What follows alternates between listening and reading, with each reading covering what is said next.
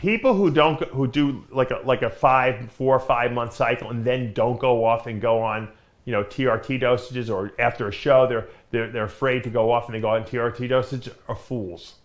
The biggest fools of all time. And I've said this before, you have to clean those receptors out. If not, we go off normally to clean out toxicity-wise, right? We want to give the body the ability to flush all this crap out that we've been injecting for months and months and months.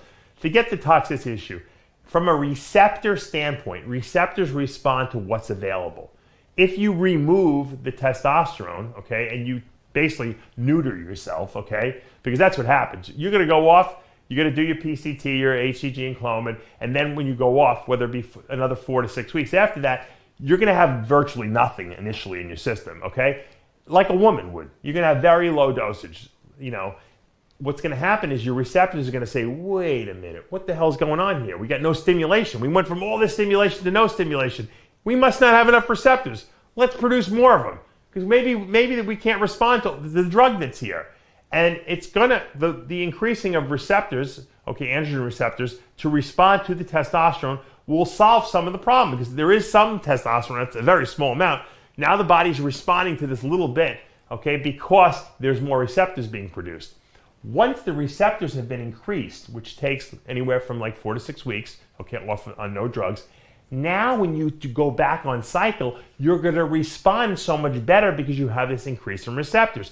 If you go from a cycle to HRT levels, your receptors will never regenerate. You will detox and you'll cleanse yourself because you're on way less drugs, obviously, and you're going down to like a replacement dose, but you won't regenerate those receptors. And what you'll find, and I have friends that didn't go off for 15 years, they would always go down to these like 100 milligrams, 200 milligrams a week of testosterone.